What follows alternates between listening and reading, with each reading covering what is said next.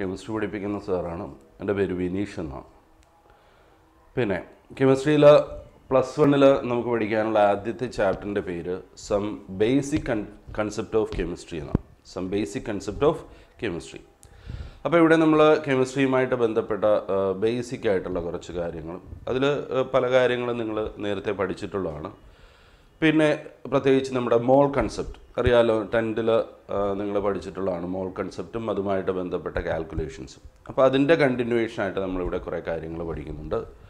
പിന്നെ കെമിക്കൽ റിയാക്ഷനുമായിട്ട് ബന്ധപ്പെട്ട 2-3 ലോസ്, പിന്നെ ലിമിറ്റിംഗ് റിയേജൻറ്റ് എന്ന് പറയുന്നൊരു ടേം, അങ്ങനെ കുറച്ച് കാര്യങ്ങളാണ് ഈ ചാപ്റ്ററിൽ പഠിക്കുന്നത്. അപ്പോൾ അതിൽ ആദ്യമായിട്ട് നമ്മൾ പോകുന്നത് ലോസ് ഓഫ് കെമിക്കൽ കോമ്പിനേഷൻസിലേക്കാണ്. Laws of chemical combinations.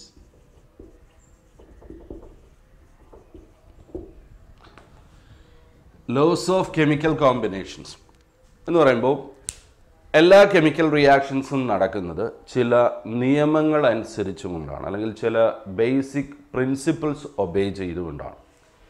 ഈ പ്രിൻസിപ്പിൾസിനെ ചേർത്ത് പൊതുവെ എന്ത് വിളിക്കുന്നു? Laws of chemical combinations. അതിൽ മെയിനായിട്ട് നമ്മൾ 5 ലോസ് ആണ് പഠിക്കുന്നത്. Law of conservation of mass, law of definite proportion, law of multiple proportion, പിന്നെ ഗേലുസാക്സ് ലോ, അവഗാഡ്രോസ് ലോ. അപ്പോൾ ഇങ്ങനെ 5 കാര്യങ്ങളാണ് അവിടെ പഠിക്കുന്നത്. അപ്പോൾ ലോസ് ഓഫ് കെമിക്കൽ കോമ്പിനേഷൻ എന്ന് പറയുമ്പോൾ 5 എണ്ണമാണ്. ഏതൊക്കെയാണ്? Law of conservation of mass, law of definite proportion, law of multiple proportion, Gay Lussac's law of gaseous volumes, പിന്നെ അവഗാഡ്രോസ് ലോ.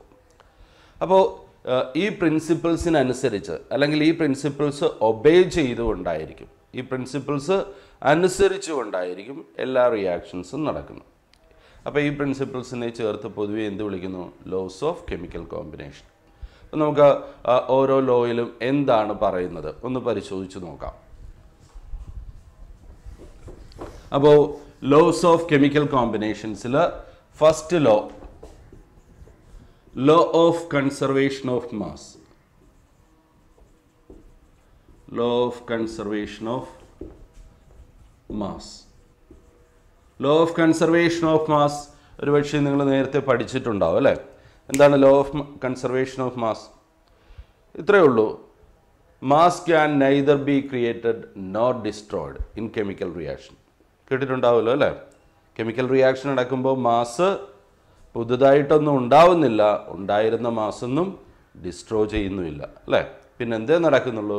ഒരു രൂപത്തിൽ നിന്നും മറ്റൊന്നായിട്ട് മാറുക മാത്രമേ ഉള്ളൂ. അപ്പോൾ അതാണ് ലോ ഓഫ് കൺസർവേഷൻ ഓഫ് മാസിൽ പറയുന്നത്. Mass can neither be created nor destroyed in chemical reactions although it can be transformed from one form to another. ഇനി മാസ്, കെമിക്കൽ റിയാക്ഷൻ നടക്കുമ്പോൾ മാസ് ഉണ്ടായിരുന്നൊന്നും ഡിസ്ട്രോ ചെയ്യുന്നില്ല, ഉണ്ടായിരുന്നൊന്നും നശിപ്പിക്കപ്പെടുന്നില്ല, അതുപോലെ പുതുതായിട്ടൊന്നും ഉണ്ടാവുന്നുമില്ല. എന്ന് പറഞ്ഞാൽ അതിൻ്റെ മറ്റൊരു മീനിങ് എന്താ? റിയാക്ഷന് മുൻപുള്ള മാസും റിയാക്ഷന് ശേഷമുള്ള മാസും എങ്ങനെയായിരിക്കും? സെയിം ആയിരിക്കും അല്ലേ? ഇപ്പോൾ ഒരു എക്സാമ്പിൾ നോക്കാം നമുക്ക്. നൈട്രജനും ഹൈഡ്രജനും ചേർന്ന് അമോണിയ ഉണ്ടാവുന്ന റിയാക്ഷൻ. നൈട്രജനും ഹൈഡ്രജനും ചേർന്ന് NH3 എന്ന് പറയുന്ന അമോണിയ ഉണ്ടാവുന്ന റിയാക്ഷൻ. ആ റിയാക്ഷൻ്റെ ബാലൻസ് ഇക്വേഷൻ ഇങ്ങനെയാണ്: N2 + 3H2 gives 2NH3. അപ്പോൾ ഇവിടെ നമുക്ക് റിയാക്ഷന് മുൻപുള്ള റിയാക്റ്റൻസിൻ്റെ ടോട്ടൽ മാസ് നോക്കാം. റിയാക്റ്റൻറ്റിൻ്റെ ടോട്ടൽ മാസ് എത്ര വരും? നൈട്രജൻ്റെ N2-ൻ്റെ മാസ് നമുക്കറിയാം, നൈട്രജൻ്റെ മാസ് 14 ആണ് അല്ലേ? അപ്പോൾ 2 എണ്ണം ചേരുന്ന N2-ൻ്റെ മാസ് 28 വരും. പ്ലസ് ഹൈഡ്രജൻ്റെ മാസ് എത്രയാണ്? 1 അല്ലേ? അപ്പോൾ H2-ൻ്റെ മാസ് 2 വരും, H2-ൻ്റെ മാസ് 2 വരും. അങ്ങനെയുള്ള 3 മോളിക്യൂൾ ആകുമ്പോൾ 3 × 2 6 വരും അല്ലേ? അപ്പോൾ അങ്ങനെ വരുമ്പോൾ റിയാക്റ്റൻസിൻ്റെ ടോട്ടൽ മാസ് എത്രയായി? 34 ആയി അല്ലേ? 34 ഗ്രാം. ഇവിടെ പ്രോഡക്റ്റിൻ്റെ മാസോ NH3 എന്ന് പറയുന്ന അമോണിയയുടെ മോളിക്കുലാർ മാസ് 17 ആണല്ലോ അല്ലേ? മോളിക്കുലാർ മാസ് കിട്ടാൻ ഇതിൻ്റെ ഓരോന്നിൻ്റെയും ഇൻഡിവിജ്വൽ മാസ് കൂട്ടിയെടുക്കും. അപ്പോൾ എത്ര വരും? നൈട്രജൻ്റെ 14-ഉം ഹൈഡ്രജൻ്റെ 3 എണ്ണത്തിൻ്റെ 3യും ചേർക്കുമ്പോൾ 17. അപ്പോൾ ഒരു മോളിക്യൂളിൻ്റെ മാസ്സാണ് 17. സോ 2 എണ്ണത്തിൻ്റെ കിട്ടാൻ 2 × 17, അതും എത്ര തന്നെ വരും? 34 ഗ്രാം അല്ലേ? സോ ഒന്ന് നോക്കിക്കേ, ഇവിടെ റിയാക്ഷന് മുൻപുള്ള ടോട്ടൽ മാസും റിയാക്ഷന് ശേഷമുള്ള മാസും എന്തു തന്നെ? സെയിം അല്ലേ?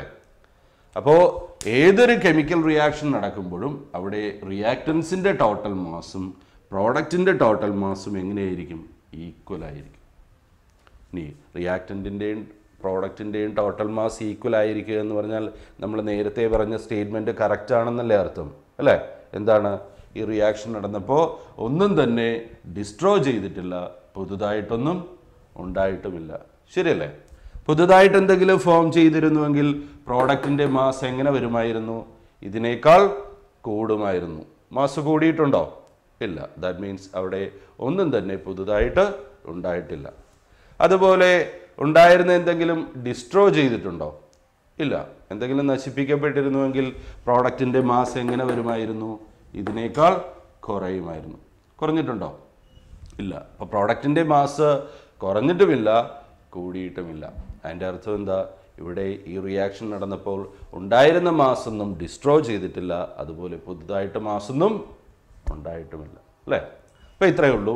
ഇതിനെയാണ് law of conservation of mass എന്ന് പറയുന്നത്. അപ്പോൾ ലോസ് ഓഫ് കെമിക്കൽ കോമ്പിനേഷൻസിലെ first law, law of conservation of mass. എന്താണ് law of conservation of mass പറയുന്നത്? Mass can neither be created nor destroyed in chemical reaction അല്ലേ? എന്ന് പറഞ്ഞാൽ കെമിക്കൽ റിയാക്ഷൻ നടക്കുമ്പോൾ മാസ് ഒന്നും നശിപ്പിക്കപ്പെടുന്നുമില്ല, അതുപോലെ പുതുതായിട്ടൊന്നും ഉണ്ടാവുന്നുമില്ല അല്ലേ? പിന്നെ എന്തേ നടക്കുന്നുള്ളൂ? ഒരു രൂപത്തിൽ നിന്നും മറ്റൊന്നായിട്ട് മാറുക മാത്രമേ ഉള്ളൂ. ഇപ്പോൾ ഇവിടെയാണെങ്കിൽ നൈട്രജനും ഹൈഡ്രജനും ചേർന്ന് പുതിയൊരു പദാർത്ഥം അല്ലേ, അമോണിയ ഉണ്ടായി.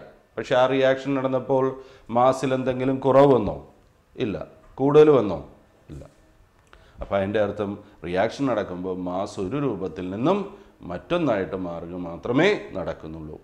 അവിടെ ഒന്നും തന്നെ നശിപ്പിക്കപ്പെടുന്നില്ല, പുതുതായിട്ടൊന്നും ഉണ്ടാവുന്നുമില്ല. ഓക്കെ. ഇനി ഈ ലോ കൊണ്ടുവന്നത് ആരാണ്? ലാവോസിയ, ആൻറ്റോയിൻ ലാവോസിയെ.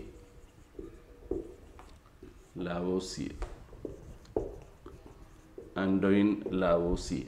ലാവോസിയെ എന്നാണ് നമ്മൾ പ്രൊനൗൺസ് ചെയ്യുന്നത് അല്ലേ? പേരെഴുതുമ്പോൾ ലാവോസിയർ എന്നാണ്. ഓക്കെ. അപ്പോൾ ലോസ് ഓഫ് കെമിക്കൽ കോമ്പിനേഷൻസിലെ first law, law of conservation of mass ആരാണ് കൊണ്ടുവന്നത്? ആൻറ്റോയിൻ ലാവോസിയെ അല്ലേ? എൻ്റെ സ്റ്റേറ്റ്മെൻറ്റ് ചോദിച്ചാൽ എന്ത് പറയാം? Mass is neither created nor destroyed in chemical reactions. ഒന്നുകിൽ അങ്ങനെ പറയാം, അല്ലെങ്കിൽ എന്ത് പറയാം? പുതുതായിട്ടൊന്നും ഉണ്ടായില്ല, ഉണ്ടായിരുന്നൊന്നും നശിപ്പിക്കപ്പെട്ടുമില്ല എന്ന് പറഞ്ഞാൽ അതിൻ്റെ മറ്റൊരു മീനിങ് എന്താണ്? Total mass of reactants is always equal to total mass of products. അപ്പോൾ അങ്ങനെയും പറയാം അല്ലേ? അപ്പോൾ അതാണ് first law.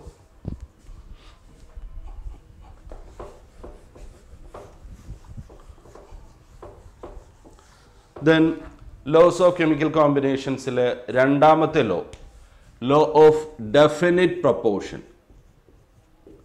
Law of definite proportion.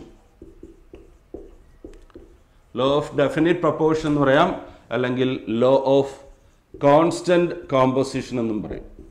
Law of definite proportion or law of constant composition. ഈ ലോ കൊണ്ടുവന്നത്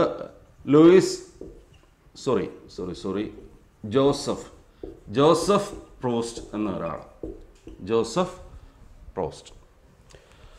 അപ്പോൾ ഇവിടെ പറയുന്ന ഇതാണ്, ലോ ഓഫ് ഡെഫിനിറ്റ് പ്രൊപ്പോർഷൻ അല്ലെങ്കിൽ ലോ ഓഫ് കോൺസ്റ്റന്റ് കോമ്പോസിഷനിൽ പറയുന്ന ഇതാണ്, ഒരു കോമ്പൗണ്ട് എടുത്താൽ, ഒരു കെമിക്കൽ കോമ്പൗണ്ട് എടുത്താൽ അതിലുള്ള എലമെൻറ്റ്സ് എപ്പോഴും സെയിം ആയിരിക്കും, അവരുടെ മാസ് തമ്മിലുള്ള റേഷ്യോയും എപ്പോഴും സെയിം ആയിരിക്കും. ഞാനൊരു എക്സാമ്പിൾ വെച്ച് വിശദീകരിച്ച് കാണിക്കാം. ഇപ്പോൾ കാർബൺ ഡൈ ഓക്സൈഡ് എന്ന് പറയുന്ന കോമ്പൗണ്ട്. കാർബൺ ഡൈ ഓക്സൈഡ് നമുക്ക് പല രീതിയിൽ പ്രിപ്പയർ ചെയ്യാൻ പറ്റും അല്ലേ? കാർബൺ ഡൈ ഓക്സൈഡ് പ്രിപ്പയർ ചെയ്യാനുള്ള കുറച്ച് മെത്തേഡ്സ് എന്ന് പറഞ്ഞാൽ എന്തൊക്കെയാണ്? കാർബൺ ഡൈ ഓക്സൈഡ് പ്രിപ്പയർ ചെയ്യാനുള്ള ഒരു മെത്തേഡ് കാർബണിൻ്റെ കമ്പസ്റ്റൻ നടത്തിയാൽ അല്ലേ? കാർബൺ ഓക്സിജനിൽ കത്തിക്കുന്നു അല്ലെങ്കിൽ കമ്പസ്റ്റൻ നടത്തിയാൽ എന്ത് കിട്ടും? കാർബൺ ഡൈ ഓക്സൈഡ് കിട്ടും. മറ്റൊരു മെത്തേഡ് കാൽഷ്യം കാർബണേറ്റ് പോലുള്ള കാർബണേറ്റുകളെ ചൂടാക്കിയാൽ അതിൽ നിന്നും കാർബൺ ഡൈ ഓക്സൈഡ് റിലീസ് ചെയ്യും. മറ്റൊരു മെത്തേഡ് കാൽഷ്യം കാർബണേറ്റ് പോലുള്ള കാർബണേറ്റുകളെ ആസിഡുമായിട്ട് ഹൈഡ്രോക്ലോറിക് ആസിഡ് പോലുള്ള ആസിഡുമായി പ്രവർത്തിപ്പിച്ചാലും എന്ത് കിട്ടും? കാർബൺ ഡൈ ഓക്സൈഡ് കിട്ടും. അപ്പോൾ ഇങ്ങനെ പല രീതിയിൽ കാർബൺ ഡൈ ഓക്സൈഡ് നമുക്ക് പ്രിപ്പയർ ചെയ്യാൻ പറ്റും. അപ്പോൾ ഞാൻ പറഞ്ഞു വന്ന ഇതാണ്. അപ്പോൾ ഇതുപോലെ നമുക്ക് പല രീതിയിൽ കാർബൺ ഡൈ ഓക്സൈഡ് പ്രിപ്പയർ ചെയ്യാൻ പറ്റും. പക്ഷേ എങ്ങനെ പ്രിപ്പയർ ചെയ്തുമായിട്ടോ എങ്ങനെ കിട്ടിയതുമായിക്കോട്ടെ, കാർബൺ ഡൈ ഓക്സൈഡ് ആണോ അതിനകത്തുള്ള എലമെൻറ്റ്സ് ആര് തന്നെയായിരിക്കും? കാർബണും ഓക്സിജനും അല്ലേ? അതിന് മാറ്റം ഉണ്ടാവുമോ? ഇപ്പോൾ നമ്മൾ കാർബൺ ഡൈ ഓക്സൈഡിൻ്റെ ഒരു 4 സാമ്പിൾ എടുത്ത് വെച്ചിരിക്കുകയാണ്. പല രീതിയിൽ പ്രിപ്പയർ ചെയ്ത കാർബൺ ഡൈ ഓക്സൈഡ്. ഒന്ന് കാർബണും ഓക്സിജനും തമ്മിൽ പ്രവർത്തിച്ച് കിട്ടിയ കാർബൺ ഡൈ ഓക്സൈഡ്. മറ്റൊന്ന് കാൽഷ്യം കാർബണേറ്റിനെ ചൂടാക്കി കിട്ടിയ കാർബൺ ഡൈ ഓക്സൈഡ്. വേറൊന്ന് കാൽഷ്യം കാർബണേറ്റിനെ ഹൈഡ്രോക്ലോറിക് ആസിഡുമായി പ്രവർത്തിപ്പിച്ച് കിട്ടിയ കാർബൺ ഡൈ ഓക്സൈഡ്. ഇങ്ങനെ കാർബൺ ഡൈ ഓക്സൈഡിൻ്റെ 3-4 സാമ്പിൾ എടുത്തു വെച്ചിരിക്കുകയാണ്. ഏത് സാമ്പിൾ പരിശോധിച്ചാലും കാർബൺ ഡൈ ഓക്സൈഡ് ആണോ അതിനകത്തുള്ള എലമെൻറ്റ്സ് ആര് തന്നെയായിരിക്കും? കാർബണും ഓക്സിജനുമായിരിക്കും. അതിന് മാറ്റം ഉണ്ടാവും. ഒരു സാമ്പിളിൽ കാർബണും ഓക്സിജനും, വേറൊരു കാർബൺ ഡൈ ഓക്സൈഡിൽ കാർബണും നൈട്രജനും, അങ്ങനെ വരുമോ?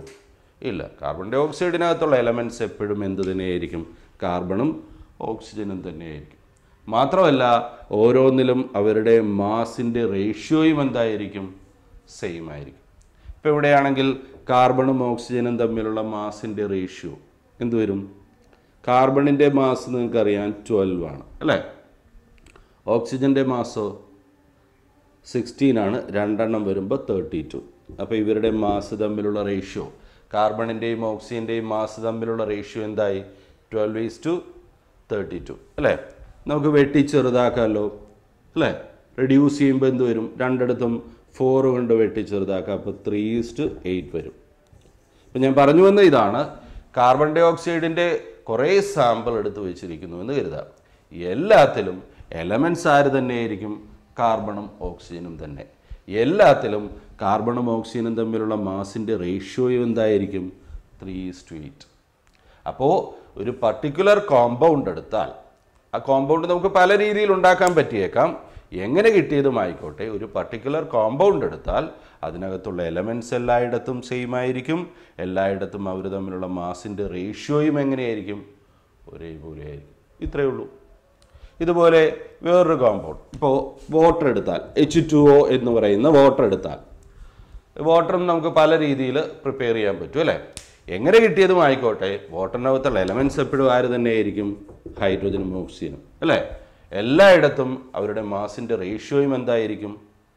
സെയിം ആയിരിക്കും.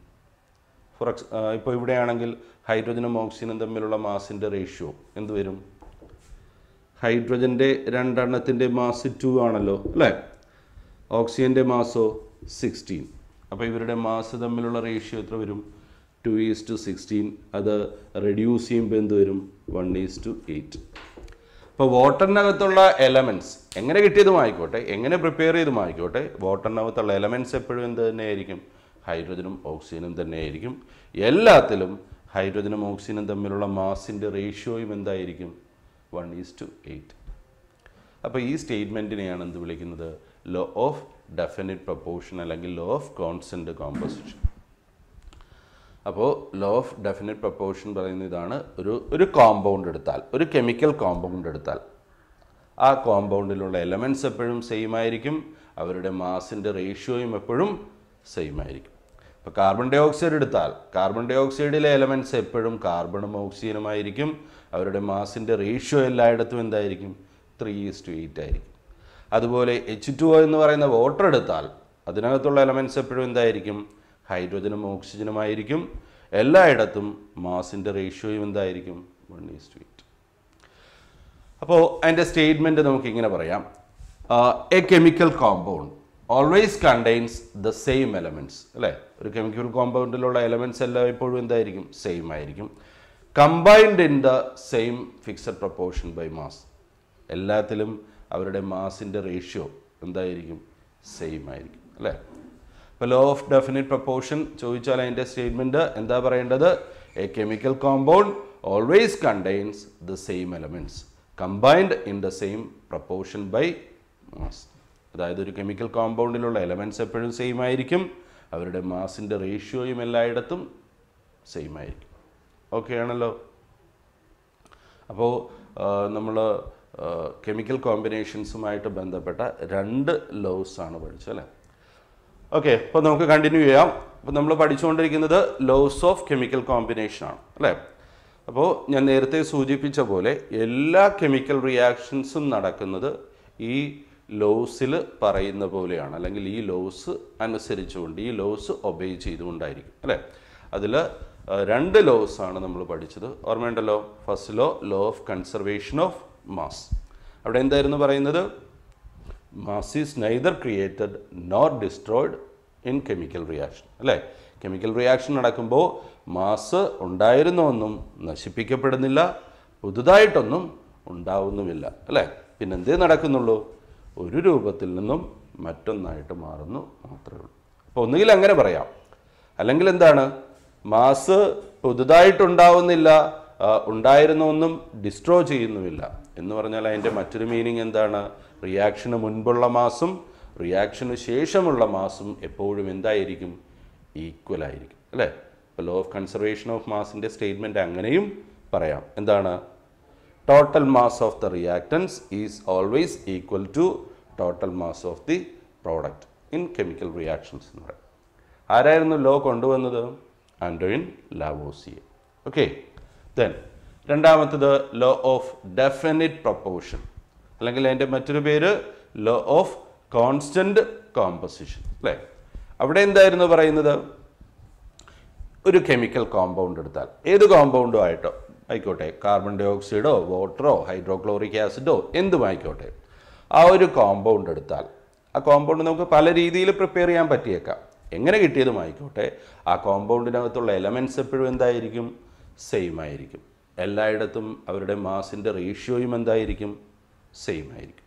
ഇപ്പോൾ കാർബൺ ഡൈ ഓക്സൈഡ് എങ്ങനെ കിട്ടിയതും ആയിക്കോട്ടെ, കാർബൺ ഡൈ ഓക്സൈഡിനകത്തുള്ള എലമെൻറ്റ്സ് ആര് തന്നെയാണ്? കാർബണും ഓക്സിജനുമാണ് അല്ലേ. അതുപോലെ വാട്ടർ എടുത്താൽ, വാട്ടറിനകത്തുള്ള എലമെൻറ്റ്സ് ആരൊക്കെയായിരിക്കും? എപ്പോഴും ഹൈഡ്രജനും ഓക്സിജനും. എല്ലാത്തിലും ഇവർ തമ്മിലുള്ള മാസിൻ്റെ റേഷ്യോ എപ്പോഴും എന്തായിരിക്കും? 1:8. അപ്പോൾ അതിൻ്റെ സ്റ്റേറ്റ്മെൻറ്റ് എങ്ങനെയായിരുന്നു പറയുന്നത്? ലോ ഓഫ് കോൺസ്റ്റന്റ് കോമ്പോസിഷൻ്റെ a chemical compound always contains the same elements combined in the same fixed proportion by mass. Okay, ഒരു കെമിക്കൽ കോമ്പൗണ്ട് എടുത്താൽ അതിനകത്തുള്ള എലമെൻറ്റ്സ് സെയിം ആയിരിക്കും, അവരുടെ മാസിൻ്റെ റേഷ്യോയും എല്ലായിടത്തും സെയിം ആയിരിക്കും. ഞാൻ ഈ എക്സാമ്പിളിൽ കാണിച്ച പോലെ കാർബൺ ഡൈ ഓക്സൈഡിനകത്തുള്ള എലമെൻറ്റ്സ് എപ്പോഴും ആര് തന്നെയായിരിക്കും? കാർബണും ഓക്സിജനും. അവരുടെ മാസിൻ്റെ റേഷ്യോയും എല്ലായിടത്തും എന്തായിരിക്കും? സെയിം ആയിരിക്കും അല്ലേ. 3:8 ആയിരിക്കും. അപ്പോൾ സ്റ്റേറ്റ്മെൻറ്റ് ഒന്നുകൂടെ പറഞ്ഞു നോക്കിക്കുക. എന്താണ്? Law of definite proportion states that a chemical compound always contains the same elements അല്ലേ, combined in the same proportion by mass. Okay, അടുത്തത് ലോസ് ഓഫ് കെമിക്കൽ കോമ്പിനേഷൻസിലെ മൂന്നാമത്തെ law, law of multiple proportion. അപ്പോൾ law of multiple proportion അതിൻ്റെ statement പറയുന്നതിന് മുൻപായിട്ട് ഞാനൊരു example എടുത്ത് അതൊന്ന് വിശദീകരിക്കുക, എന്നിട്ട് നമുക്ക് അതിൻ്റെ സ്റ്റേറ്റ്മെൻറ്റിലേക്ക് പോവാം. അപ്പോൾ നോക്കുക, ഞാൻ കൺസിഡർ ചെയ്യുന്ന കേസ് ഇതാണ്. 2 എലമെൻറ്റ്സ് തമ്മിൽ ചേരുകയാണ്. ഫോർ എക്സാമ്പിൾ നൈട്രജനും ഓക്സിജനും. അപ്പോൾ സംഭവം ഇതാണ്, 2 എലമെൻറ്റ്സ് തമ്മിൽ ചേരുന്നു, പക്ഷേ ഒന്നിലധികം പ്രോഡക്റ്റ് കിട്ടാൻ ചാൻസ് ഉണ്ട്.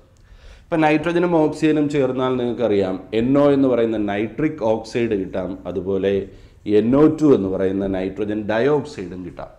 ശരിയാണല്ലോ. അപ്പോൾ 2 എലമെൻറ്റ്സ് തമ്മിൽ ചേരുന്നു, ഒന്നിലധികം പ്രോഡക്റ്റ് കിട്ടുന്നു. എല്ലാത്തിലും ഒരാളുടെ മാസ് സെയിം ആണ്. ഇപ്പോൾ ഇവിടെയാണെങ്കിൽ നൈട്രജൻ ഇവിടെ 1, ഇവിടെയും 1. സോ രണ്ടിടത്തും നൈട്രജൻ്റെ മാസ് എന്തായിരിക്കും? സെയിം ആയിരിക്കും അല്ലേ. അതേസമയം മറ്റേയാളുടെ മാസോ ഡിഫറൻ്റാണ്. ഓക്സിജൻ ഇവിടെ 1 ഉള്ളൂ, അപ്പോൾ അതിൻ്റെ മാസ് 16. ഇവിടെ 2 എണ്ണം ഉണ്ട്, അതിൻ്റെ മാസ് 32. എങ്ങനെയാണെങ്കിലാണ് നമ്മൾ കൺസിഡർ ചെയ്ത കേസ് എന്താണ്? 2 എലമെൻറ്റ്സ് തമ്മിൽ ചേരുന്നു, ഒന്നിലധികം പ്രോഡക്റ്റ് കിട്ടുന്നു, എല്ലാത്തിലും ഒരാളുടെ മാസ് സെയിം ആണ്, and that combine with different mass of the other. അങ്ങനെയാണെങ്കിൽ ഈ ഡിഫറൻറ്റ് മാസ് വരുന്ന എലമെൻ്റ് ഉണ്ടല്ലോ, ഇതിൻ്റെ മാസ് തമ്മിൽ ഒരു സിമ്പിൾ റേഷ്യോ എക്സിസ്റ്റ് ചെയ്യുന്നുണ്ടാവും. ഇപ്പോൾ ഇവിടെയാണെങ്കിൽ ഡിഫറൻറ്റ് മാസ് വരുന്നത് ആരുടെയാണ്? ഓക്സിജൻ്റെ ആണല്ലോ. ഓക്സിജൻ്റെ ഇവിടുത്തെയും മാസ് തമ്മിലുള്ള റേഷ്യോ നോക്കിയാൽ നമുക്ക് എന്ത് കാണാൻ പറ്റുമെന്നാണ് പറയുന്നത്? ഒരു സിമ്പിൾ റേഷ്യോ. ശരിയല്ലേ? ഇതിൽ ഒരു ഓക്സിജൻ അതിൻ്റെ മാസ് 16, ഇവിടെ 2 ഓക്സിജൻ അതിൻ്റെ മാസ് 32. അപ്പോൾ ഇവരുടെ മാസ് തമ്മിലുള്ള റേഷ്യോ എന്താണ്? 16:32. റെഡ്യൂസ് ചെയ്യുമ്പോൾ എന്ത് വരും? 1:2 വരത്തില്ലേ? എങ്ങനെയുള്ള റേഷ്യോ ആണ്? Simple ratio. അപ്പോൾ ഇത്രയേ ഉള്ളൂ. 2 എലമെൻറ്റ്സ് തമ്മിൽ ചേർന്നിട്ട് ഒന്നിലധികം പ്രോഡക്റ്റ് കിട്ടുന്നു. എങ്ങനെയുള്ള? അവിടെ ഒരു എലമെൻറ്റിൻ്റെ മാസ് ഡിഫറൻ്റ് ആണ്, അത് മറ്റേതിൻ്റെ ഫിക്സഡ് മാസുമായിട്ട് ചേരുന്നുവെങ്കിൽ ഈ ഡിഫറൻറ്റ് മാസ് വരുന്ന ഈ എലമെൻറ്റിൻ്റെ മാസ് തമ്മിലുള്ള റേഷ്യോ എപ്പോഴും എങ്ങനത്തെ റേഷ്യോ ആയിരിക്കും? സിമ്പിൾ റേഷ്യോ ആയിരിക്കും. മറിച്ച് ഇയാളുടെ ഇവിടുത്തെയും മാസ് തമ്മിലുള്ള റേഷ്യോ നോക്കിയാൽ ഒരിക്കലും 19:31 അല്ലെങ്കിൽ 17:9/4 ഇങ്ങനെയൊന്നും ഒരു കോംപ്ലക്സ് റേഷ്യോ കിട്ടത്തില്ല. മറിച്ച് ഇവരുടെ മാസ് തമ്മിലുള്ള റേഷ്യോ എപ്പോഴും എന്തായിരിക്കും? 1:2 അല്ലെങ്കിൽ 1:3 അങ്ങനെ ഒരു സിമ്പിൾ റേഷ്യോ ആയിരിക്കും കിട്ടുന്നത്. അപ്പോൾ നമുക്ക് അതിൻ്റെ സ്റ്റേറ്റ്മെൻറ്റ് ഇങ്ങനെ പറയാം: when 2 elements combine to form more than one compound, the different masses of one of the element, അല്ലേ? അത് മറ്റേതിൻ്റെ എന്തുമായിട്ട് ചേരുന്നു? ഒരേ മാസുമായിട്ട്. Different masses of one of the element which combine with a fixed mass of the other are in a simple ratio. ഒരാളുടെ fixed mass മറ്റേതിൻ്റെ different മാസുമായിട്ട് ചേരുന്നു. അപ്പോൾ ആ different മാസിൻ്റെ ഇതിൻ്റെ mass തമ്മിലുള്ള റേഷ്യോ എപ്പോഴും എന്ത് കാണാൻ പറ്റും? ഒരു സിമ്പിൾ റേഷ്യോ ആണെന്ന് കാണാൻ പറ്റും. എന്തായിരുന്നു നമ്മുടെ ലോയിൽ പറയുന്നത്? 2 എലമെൻറ്റ്സ് തമ്മിൽ ചേർന്നിട്ട് ഒന്നിലധികം പ്രോഡക്റ്റ് കിട്ടുന്നു. അവിടെ ഒരു എലമെൻറ്റിൻ്റെ മാസ് എന്താണ്? ഡിഫറൻ്റ് ആണ്, അല്ലേ? അത് മറ്റേതിൻ്റെ ഫിക്സഡ് മാസുമായിട്ട് ചേരുന്നു. അങ്ങനെയാണെങ്കിൽ ഇയാളുടെ മാസ് തമ്മിലുള്ള റേഷ്യോ എന്തായിരിക്കും? ഒരു സിമ്പിൾ റേഷ്യോ ആയിരിക്കും. ഇത്രയേ ഉള്ളൂ. അപ്പോൾ നമുക്ക് എങ്ങനെ പറയാം സ്റ്റേറ്റ്മെൻറ്റ്?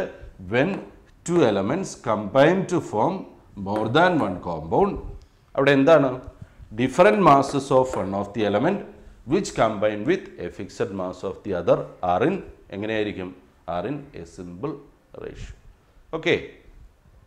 അപ്പോൾ ലോസ് ഓഫ് കെമിക്കൽ കോമ്പിനേഷൻസിലെ മൂന്നാമത്തെ ലോ ഓഫ് മൾട്ടിപ്പിൾ പ്രൊപ്പോർഷൻ. ആരാണ് ഈ ലോ കൊണ്ടുവന്നത്? നമ്മുടെ ജോൺ ഡാൾട്ടൺ ആണ്.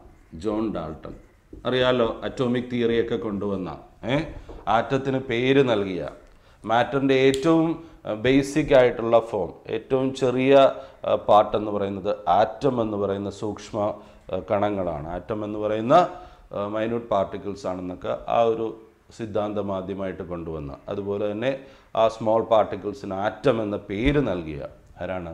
John Dalton. ജോൺ ഡാൾട്ടൻ്റെ മറ്റൊരു സംഭാവനയാണ് ഈ ലോ ഓഫ് മൾട്ടിപ്പിൾ പ്രൊപ്പോർഷൻ. അപ്പോൾ എന്താണ് ലോ ഓഫ് മൾട്ടിപ്പിൾ പ്രൊപ്പോർഷൻ്റെ സ്റ്റേറ്റ്മെൻറ്റ് പറയുന്നത്? When 2 elements combine to form more than one compound, the different masses of one of the element which combine with a fixed mass of the other are in a simple ratio. Okay, സംഭവം മനസ്സിലായല്ലോ. 2 elements തമ്മിൽ ചേരുന്നു, ഒന്നിലധികം compound കിട്ടുന്നു. അതിൽ ഒരാളുടെ different mass മറ്റേതിൻ്റെ fixed മാസുമായിട്ട് ചേരുന്നത് എങ്ങനെയായിരിക്കും? ഒരു സിമ്പിൾ റേഷ്യോയിലായിരിക്കും. ഓക്കെ. ലോസ് ഓഫ് കെമിക്കൽ കോമ്പിനേഷൻസിലെ നാലാമത്തെ law Gay Lussac law. Gay Lussac's law. എൻ്റെ പൂർണ്ണരൂപം Gay Lussac's law of gaseous volumes എന്നാണ്. Gay Lussac's law of gaseous volumes. Gay Lussac's law of gaseous volumes എന്ന് പറയുന്ന ഈ ലോ ഗ്യാസസുമായിട്ട് ബന്ധപ്പെട്ടൊരു ലോയാണ്. ഒരു ചെറിയ സിമ്പിൾ ലോ, ഇത്രയേ ഉള്ളൂ. അപ്പോൾ ഇവിടെ പറയുന്ന ഇത്രയേ ഉള്ളൂ: ഗ്യാസസ് ചേർന്ന് ഗേഷ്യസ് സ്റ്റേറ്റിലുള്ള പ്രോഡക്റ്റ് കിട്ടുന്നു എന്ന് കരുതാം. നമ്മൾ കൺസിഡർ ചെയ്യുന്ന എങ്ങനെയുള്ള റിയാക്ഷനാണ്? ഗ്യാസസ് കമ്പൈൻ ചെയ്ത് അതേ അവസ്ഥയിൽ ഗേഷ്യസ് സ്റ്റേറ്റിലുള്ള പ്രോഡക്റ്റ് കിട്ടുന്നൊരു റിയാക്ഷനാണെന്ന് കരുതാം. അങ്ങനെ ഒരു റിയാക്ഷനിൽ റിയാക്റ്റൻസിൻ്റെയും പ്രോഡക്റ്റിൻ്റെയും വോളിയം തമ്മിലുള്ള റേഷ്യോ നോക്കിയാൽ ഒരു സിമ്പിൾ റേഷ്യോ ആയിരിക്കും വരുന്നത്. റിയാക്റ്റൻസിൻ്റെയും പ്രോഡക്റ്റിൻ്റെയും വോളിയം തമ്മിലുള്ള റേഷ്യോ എപ്പോഴും എങ്ങനെയുള്ള റേഷ്യോ ആയിരിക്കും? ഒരു സിമ്പിൾ റേഷ്യോ ആയിരിക്കും. എങ്ങനെയുള്ള കേസിൽ? ഗ്യാസസ് കമ്പൈൻ ചെയ്ത് ഗേഷ്യസ് സ്റ്റേറ്റിലുള്ള പ്രോഡക്റ്റ് കിട്ടുന്ന കേസിൽ. നമുക്കൊരു എക്സാമ്പിൾ നോക്കാം. ഇപ്പോൾ ഹൈഡ്രജനും ക്ലോറിനും ചേർന്ന് ഹൈഡ്രജൻ ക്ലോറൈഡ് ഉണ്ടാവുന്ന റിയാക്ഷൻ.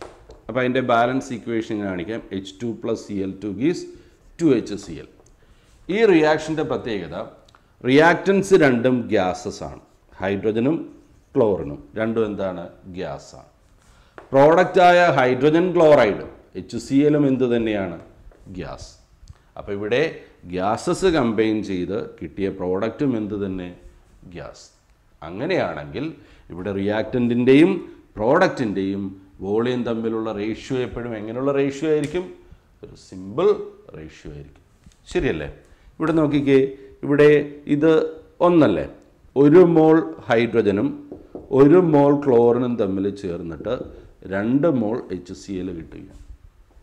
നമുക്കറിയാം ഈ മോള് തമ്മിലുള്ള റേഷ്യോ തന്നെയായിരിക്കും എന്താ? വോളിയം തമ്മിലുള്ള റേഷ്യോ അല്ലേ? മോൾ തമ്മിലുള്ള റേഷ്യോ തന്നെയായിരിക്കും വോളിയം തമ്മിലുള്ള റേഷ്യോ. അപ്പോൾ ഇവരുടെ വോളിയം തമ്മിലുള്ള റേഷ്യോ എന്താണ്? 1:1:2. എങ്ങനെയുള്ള റേഷ്യോ ആണ്? സിമ്പിൾ റേഷ്യോ ആണ്. ഇത്രയേ ഉള്ളൂ.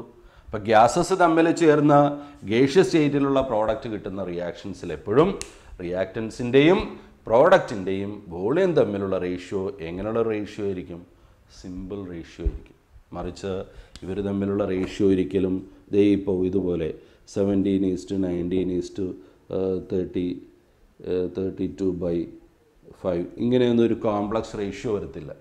ഇവരുടെ വോളിയം തമ്മിലുള്ള റേഷ്യോ എപ്പോഴും 1:1:1 അല്ലെങ്കിൽ 1:2:1 അങ്ങനെ ഒരു സിമ്പിൾ റേഷ്യോ ആയിരിക്കും. അപ്പോൾ അതിൻ്റെ സ്റ്റേറ്റ്മെൻറ്റ് നമുക്കൊന്ന് പറഞ്ഞു നോക്കാം. എന്താണ്? When gases combine to form gaseous products, there exists a simple ratio. അല്ലേ? When gases combine to form gaseous products, there exists a simple ratio. എന്ത് തമ്മിലാണ്? Between the volumes of reactants and products. ശരിയല്ലേ? Gases combine ചെയ്ത് gaseous സ്റ്റേറ്റിലുള്ള product കിട്ടുന്ന റിയാക്ഷനിൽ റിയാക്റ്റൻസിൻ്റെയും പ്രോഡക്റ്റിൻ്റെയും volume തമ്മിൽ എന്ത് കാണാം? ഒരു സിമ്പിൾ റേഷ്യോ കാണാം. അപ്പോൾ ഗേ-ലുസാക്സ് ലോയുടെ സ്റ്റേറ്റ്മെൻറ്റ് കുറച്ചുകൂടെ ഡീറ്റെയിൽഡ് ആയിട്ട് നമുക്ക് ഇങ്ങനെ പറയാം.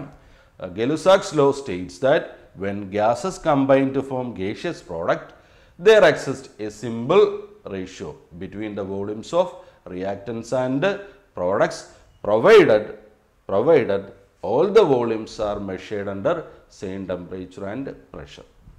റിയാക്റ്റൻസിൻ്റെയും പ്രോഡക്റ്റിൻ്റെയും വോളിയം തമ്മിൽ ഇങ്ങനെ ഒരു സിമ്പിൾ റേഷ്യോ എക്സിസ്റ്റ് ചെയ്യണമെങ്കിൽ ഇവരുടെ വോളിയം അളക്കുന്നത് എങ്ങനെയായിരിക്കണം? ഒരേ ടെമ്പറേച്ചറിലും ഒരേ പ്രഷറിലുമായിരിക്കും. അല്ലാതെ റിയാക്റ്റൻസിൻ്റെ വോളിയം ഒരു ടെമ്പറേച്ചറിലും പ്രോഡക്റ്റിൻ്റെ വോളിയം വേറൊരു ടെമ്പറേച്ചറും അളന്നാൽ ഇതുപോലൊരു റേഷ്യോ കാണാൻ പറ്റുമോ? ഇല്ല. ഇങ്ങനൊരു സിമ്പിൾ റേഷ്യോ എക്സിസ്റ്റ് ചെയ്യുന്ന എപ്പോഴാണ്? Provided all the volumes R measured under same temperature and pressure. Okay ആണല്ലോ? കൺഫ്യൂഷൻ ഒന്നും ഇല്ലല്ലോ? അപ്പോൾ ഗേ-ലുസാക്സ് ലോ അതാണ് നാലാമത്തെ ലോ. സ്റ്റേറ്റ്മെൻറ്റ് നിങ്ങളൊന്ന് സ്വയം പറഞ്ഞു നോക്കുക. എന്തായിരുന്നു ഇവിടെ കാണുന്നത്? When gases combine to form gaseous products എന്ത് കാണാം നമുക്ക്? there exists a simple whole number ratio അല്ലേ? between the volumes of reactants and products. എപ്പോഴാണ്? provided all the volumes are measured under same temperature and pressure. okay. laws of chemical combinationലെ അഞ്ചാമത്തെ ലോ and the last one Avogadro's law. Avogadro's law നിങ്ങൾ 10th പഠിച്ചിട്ടുണ്ടാവും അല്ലേ? അതിൻ്റെ തന്നെ ഒരു അല്പം വ്യത്യാസമുള്ള സ്റ്റേറ്റ്മെൻറ്റാണ്. അവഗാഡ്രോസ് ലോ തന്നെ 2 രീതിയിൽ പറയാറുണ്ട്. 2 സ്റ്റേറ്റ്മെൻറ്റ് നിങ്ങൾ പഠിച്ചിട്ടുണ്ടാവണം. അപ്പോൾ ഇവിടെ പറയുന്ന ഇതാണ്: equal volumes of gases under the same conditions of temperature and pressure contains same number of molecules. അതായത് നമ്മളിപ്പോൾ 2 ഗ്യാസസ് എടുത്തിട്ടുണ്ടെന്ന് കരുതാം. എ എന്നും ബി എന്നും 2 ഗ്യാസസ് എടുത്തിട്ടുണ്ട്. എന്താ കണ്ടീഷൻ? 2ൻ്റെയും വോളിയം സെയിം ആണ്.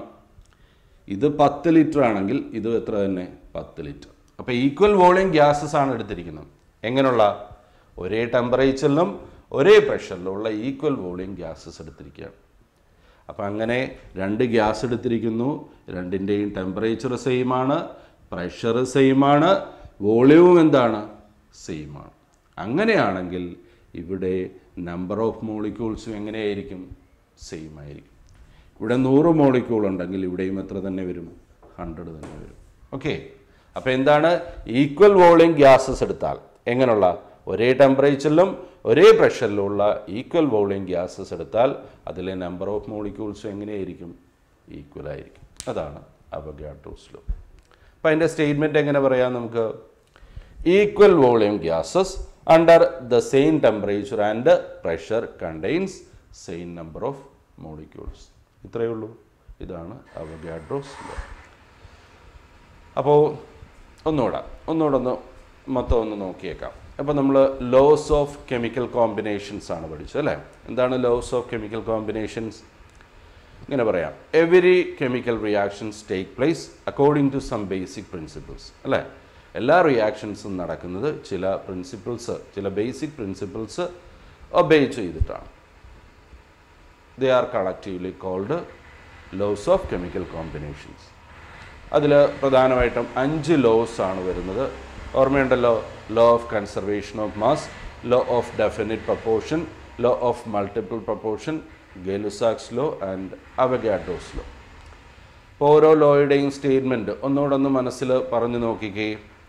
എന്തായിരുന്നു first one? Law of conservation of mass. അത് കൊണ്ടുവന്നത് ലാവോസിയെ അല്ലേ. എന്തായിരുന്നു ലോ ഓഫ് കൺസർവേഷൻ ഓഫ് മാസിൽ പറയുന്നത്? ഒരു റിയാക്ഷൻ നടക്കുമ്പോൾ റിയാക്റ്റൻസിൻ്റെ ടോട്ടൽ മാസും പ്രോഡക്റ്റിൻ്റെ ടോട്ടൽ മാസും എപ്പോഴും എന്തായിരിക്കും? ഈക്വൽ ആയിരിക്കും. റിയാക്റ്റൻറ്റിൻ്റെയും പ്രോഡക്റ്റിൻ്റെയും മാസ് ഈക്വൽ ആണ് എന്ന് പറഞ്ഞാൽ അതിൻ്റെ അർത്ഥം എന്താ? ആ റിയാക്ഷൻ നടന്നപ്പോൾ നേരത്തെ ഉണ്ടായിരുന്ന ഒന്നും ഡിസ്ട്രോയ് ചെയ്തിട്ടില്ല, പുതുതായിട്ടൊന്നും ഉണ്ടായിട്ടുമില്ല അല്ലേ. അപ്പോൾ അതിങ്ങനെ പറയാം, എന്താ? Mass is neither created nor destroyed during chemical reactions അല്ലേ. അതല്ലെങ്കിൽ എന്ത് പറയാം?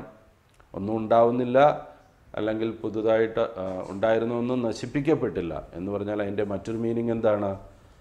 മുൻപുള്ള മാസും റിയാക്ഷന് ശേഷമുള്ള മാസും ഈക്വൽ ആയിരിക്കും അല്ലേ. ഇപ്പോൾ എന്ത് പറയാം?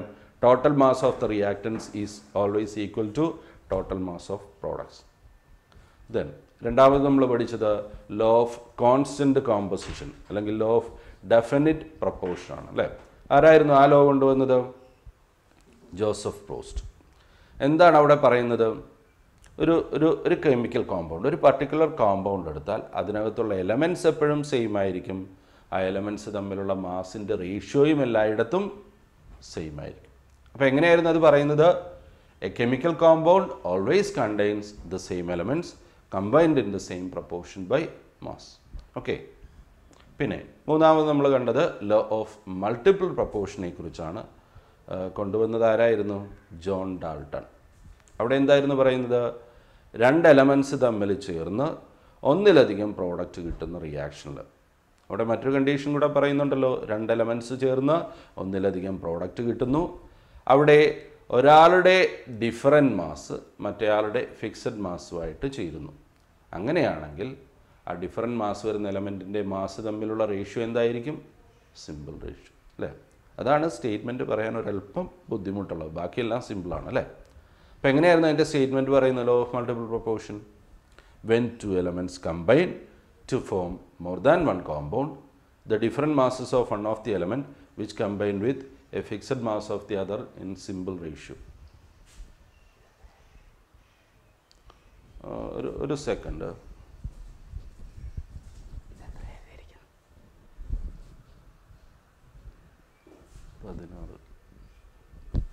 Remaining time. ഓക്കെ. അപ്പോൾ ലോ ഓഫ് മൾട്ടിപ്പിൾ പ്രപ്പോർഷൻ അല്ലേ. പിന്നെ അത് കഴിഞ്ഞ് നാലാമത് നമ്മൾ പഠിച്ചത് ഗേ-ലുസാക്സ് ലോ ആണല്ലേ. ഗേ-ലുസാക്സ് ലോ ഒക്കെ അതിൻ്റെ സ്റ്റേറ്റ്മെൻറ്റ് വളരെ സിമ്പിൾ അല്ലേ. എന്താണ് ഗേ-ലുസാക്സ് ലോ അല്ലെങ്കിൽ ഗേ-ലുസാക്സ് ലോ ഓഫ് ഗേഷ്യസ് വോളിയൂംസിൽ പറയുന്നത്? ഗ്യാസസ് കമ്പൈൻ ചെയ്ത് ഗേഷ്യസ് സ്റ്റേറ്റിലുള്ള പ്രോഡക്റ്റ് കിട്ടുന്ന റിയാക്ഷൻസിൽ റിയാക്റ്റൻസിൻ്റെയും പ്രോഡക്റ്റിൻ്റെയും വോളിയം തമ്മിലുള്ള റേഷ്യോ നോക്കിയാൽ എങ്ങനെയുള്ള റേഷ്യോ കാണാൻ പറ്റും? ഒരു സിമ്പിൾ റേഷ്യോ ആയിരിക്കും അല്ലേ. അതല്ലാതെ റിയാക്റ്റൻസിൻ്റെയും പ്രോഡക്റ്റിൻ്റെയും വോളിയം തമ്മിലുള്ള റേഷ്യോ ഒരിക്കലും എന്ത് വരത്തില്ല? ഒരു കോംപ്ലക്സ് റേഷ്യോ വരത്തില്ല. അവരുടെ വോളിയം തമ്മിലുള്ള റേഷ്യോ എപ്പോഴും സിമ്പിൾ റേഷ്യോ ആയിരിക്കും 1:1:1 അല്ലെങ്കിൽ 1:2:1 അങ്ങനെ. എങ്ങനെയുള്ള കേസിൽ മാത്രമാണ് ഗ്യാസസ് കമ്പൈൻ ചെയ്ത് ഗേഷ്യസ് സ്റ്റേറ്റിലുള്ള പ്രോഡക്റ്റ് കിട്ടുന്ന റിയാക്ഷൻ. അതുപോലെ അവിടെ റിയാക്റ്റൻസിൻ്റെയും പ്രോഡക്റ്റിൻ്റെയും വോളിയം അളക്കേണ്ടത് എങ്ങനെയാണ്? ഒരേ ടെമ്പറേച്ചറിലും ഒരേ പ്രഷർ. അപ്പോൾ അതിൻ്റെ സ്റ്റേറ്റ്മെൻറ്റ് എങ്ങനെയായിരുന്നു പറയുന്നത്? Gay Lussac's law, when gases combine to form gaseous product, there exists a simple whole number ratio between the volumes of reactants and products. When gases combine to form gaseous products, there exists a simple whole number ratio between the volumes of reactants and products. എങ്ങനെയാണെങ്കിലാണ് provided all the volumes are measured under same temperature and pressure. Okay. Then last one. ലാസ്റ്റത്തെ law എന്തായിരുന്നു? Avogadro's law. എന്താണ് Avogadro's law പറയുന്നത്? ഒരേ ടെമ്പറേച്ചറിലും ഒരേ പ്രഷറിലും ഉള്ള equal volume gases എടുത്താൽ അതിലുള്ള number of മോളിക്യൂൾസും equal ആയിരിക്കും. അപ്പോൾ എന്തായിരുന്നു സ്റ്റേറ്റ്മെൻറ്റ് പറയുന്നത്? Equal volume of gases under the same temperature and pressure contain same number of molecules. Okay. അപ്പോൾ ഈ 5 ലോസാണ് ലോസ് ഓഫ് കെമിക്കൽ കോമ്പിനേഷനിൽ വരുന്നത്. അപ്പോൾ 5 ലോയും അത് പഠിച്ചു പോകണം. അപ്പോൾ നമ്മൾ ലോസ് ഓഫ് കെമിക്കൽ കോമ്പിനേഷനാണ് പഠിച്ചത്. പിന്നെ അതിന് മുൻപായിട്ട് ഞാൻ പറഞ്ഞു നമ്മുടെ ചാപ്റ്ററിൻ്റെ പേര് സം ബേസിക് കൺസെപ്റ്റ് എന്നാണ്. അപ്പോൾ ഇവിടെ കെമിസ്ട്രിയുമായിട്ട് ബന്ധപ്പെട്ട കുറച്ച് ബേസിക് കാര്യങ്ങളൊക്കെ ഈ ചാപ്റ്ററിൻ്റെ തുടക്കത്തിൽ പറയുന്നുണ്ട്. പ്രത്യേകിച്ച് നിങ്ങൾ ചെറിയ ക്ലാസ്സിൽ പഠിച്ചിട്ടുള്ള കാര്യങ്ങളൊക്കെ. അപ്പോൾ അവിടെ ആദ്യം മാറ്ററിൻ്റെ ഒരു ക്ലാസിഫിക്കേഷനെ കുറിച്ചൊക്കെ പറയുന്നുണ്ട്. അതുകൂടെ ഒന്ന് നോക്കിയേക്കാം. Classification of matter.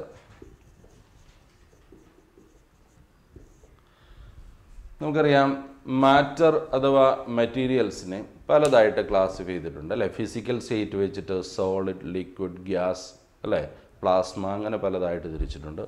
അതുകൂടാതെ ഇവിടെ മാറ്ററിൻ്റെ മറ്റൊരു ക്ലാസിഫിക്കേഷനെ കുറിച്ചാണ് പറയുന്നത്. മാറ്ററിനെ നമുക്ക് പ്യുവർ സബ്സ്റ്റൻസ് എന്നും മിക്സേഴ്സ് എന്നും രണ്ടായിട്ട് ക്ലാസിഫൈ ചെയ്യാം. പ്യുവർ സബ്സ്റ്റൻസ് എന്നും ആൻഡ് മിക്സേഴ്സ്. അപ്പോൾ മാറ്ററിനെ പൊതുവെ രണ്ടായിട്ട് തിരിക്കാം, പ്യുവർ സബ്സ്റ്റൻസ് എന്നും മിക്സേഴ്സും. എന്താണ് pure substance? Matter or materials containing only one kind of particles are called pure substance. എന്താണ് pure substance? Materials containing only one type of particles. ഒരേ ഇനം പാർട്ടിക്കിൾസ് മാത്രം വരുന്ന സബ്സ്റ്റൻസിനെയാണ് പ്യുവർ സബ്സ്റ്റൻസ് എന്ന്. അപ്പോൾ മിക്സ്ചർ എന്തായിരിക്കും? അവിടെ ഡിഫറൻറ്റ് കൈൻഡ് ഓഫ് പാർട്ടിക്കിൾസ് അല്ലെങ്കിൽ ഡിഫറൻറ്റ് ടൈപ്പ് ഓഫ് സബ്സ്റ്റൻസ് വരുന്നു. അതാണ് മിക്സ്ചേഴ്സ്. എക്സാമ്പിൾ, ഇപ്പോൾ oxygen, water, hydrochloric acid hydrogen chloride, ഇതെല്ലാം എന്താണ്? പ്യുവർ സബ്സ്റ്റൻസ് ആണ്. ബിക്കോസ് എന്നാലോചിക്കുക, ഇപ്പോൾ ഓക്സിജൻ എടുത്താൽ, കുറച്ച് ഓക്സിജൻ എടുത്താൽ അതിനകത്തുള്ളതെല്ലാം എന്തായിരിക്കും? ഓക്സിജൻ്റെ മാത്രം ആറ്റങ്ങളായിരിക്കും, ഒരേ ടൈപ്പ് പാർട്ടിക്കിൾസ് മാത്രമേ വരുന്നുള്ളൂ അല്ലേ? വാട്ടർ എടുത്താലോ, അവിടെ വാട്ടറിൻ്റെ മോളിക്യൂൾസ് മാത്രമേ വരുന്നുള്ളൂ, ഒരേ ടൈപ്പ് പാർട്ടിക്കിൾസ് മാത്രം. ഹൈഡ്രോജൻ ക്ലോറൈഡ് എടുത്താലോ, അതിലുള്ള മോളിക്യൂൾസ് എല്ലാം സെയിം ആണ്, ഹൈഡ്രോജൻ ക്ലോറൈഡ് മോളിക്യൂൾസ് മാത്രമാണ്. അപ്പോൾ ഇവിടെയെല്ലാം ഒരേ ടൈപ്പ് പാർട്ടിക്കിൾസ് മാത്രമേ വരുന്നുള്ളൂ. സോ അത് പ്യുവറാണ്. മിക്സർ എന്ന് പറയുമ്പോൾ അവിടെ ഡിഫറൻറ്റ് ടൈപ്പ് ഓഫ് പാർട്ടിക്കിൾസ് വരും അല്ലേ? എക്സാമ്പിൾ, ഇപ്പോൾ സോൾട്ട് സൊല്യൂഷൻ, അതുപോലെ തന്നെ അലോയ്സ്, അതെല്ലാം എന്താണ്? മിക്സേഴ്സാണ് അല്ലേ? ഇപ്പോൾ സോൾട്ട് സൊല്യൂഷൻ എടുത്താൽ സോൾട്ട് സൊല്യൂഷനിൽ സോൾട്ടും ഉണ്ട് വാട്ടറും ഉണ്ട്, രണ്ട് കമ്പോണൻസ് വരുന്നുണ്ട്. സോ അത് മിക്സ്ചറാണ് അല്ലേ? അലോയ്സ്, മെറ്റൽസ് കൂട്ടിച്ചേർത്തുണ്ടാക്കുന്ന അലോയ്സ്, ലോഹസങ്കരങ്ങൾ, അവിടെയും ഡിഫറെൻറ്റ് ടൈപ്പ് ഓഫ് പാർട്ടിക്കിൾസ് വരുന്നുണ്ട്. സോ അതെല്ലാം എന്താണ്? മിക്സ്ചേഴ്സാണ്. അപ്പോൾ നോക്കിക്കേ, മാറ്ററിനെ പൊതുവെ രണ്ടായിട്ട് തിരിച്ചു, പ്യുവർ സബ്സ്റ്റൻസ് എന്നും മിക്സ്ചേഴ്സ് എന്നും. എന്താണ് തമ്മിലുള്ള ഡിഫറൻസ്?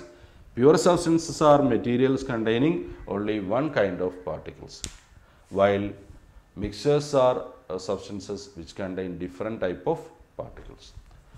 Then pure substanceനെ നമുക്ക് വീണ്ടും രണ്ടായിട്ട് ക്ലാസിഫൈ ചെയ്യാം. എന്താണ്?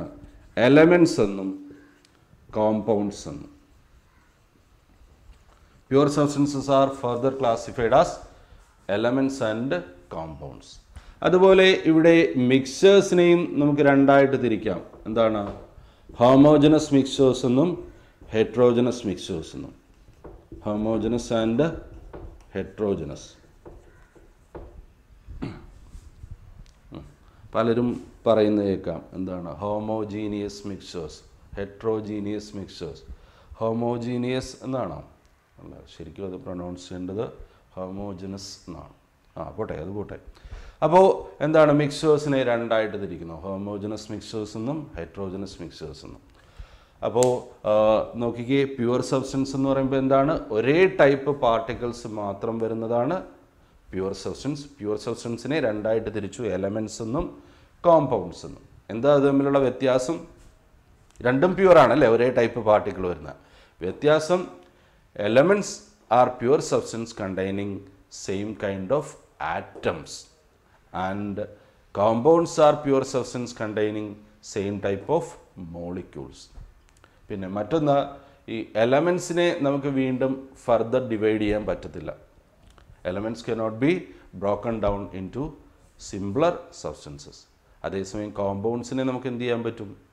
വീണ്ടും ഡിവൈഡ് ചെയ്ത് എലമെൻറ്റ്സ് ആക്കാൻ പറ്റും. ഫോർ എക്സാമ്പിൾ, എലമെൻറ്റിന് എക്സാമ്പിളായിട്ട് ഓക്സിജൻ, കോമ്പൗണ്ടിന് എക്സാമ്പിളായിട്ട് വാട്ടർ അല്ലേ. അപ്പോൾ ഈ കോമ്പൗണ്ടായ വാട്ടറിനെ നമുക്ക് വീണ്ടും ഡീകമ്പോസ് ചെയ്ത് എന്താക്കാം? ഹൈഡ്രജനും ഓക്സിജനും ആക്കി മാറ്റാം അല്ലേ. അപ്പോൾ കോമ്പൗണ്ടിനെ സ്പ്ലിറ്റ് ചെയ്ത് എലമെൻറ്റ്സ് ആക്കി മാറ്റാം. പക്ഷേ എലമെൻറ്റ്സിനെ എന്ത് ചെയ്യാൻ പറ്റത്തില്ല?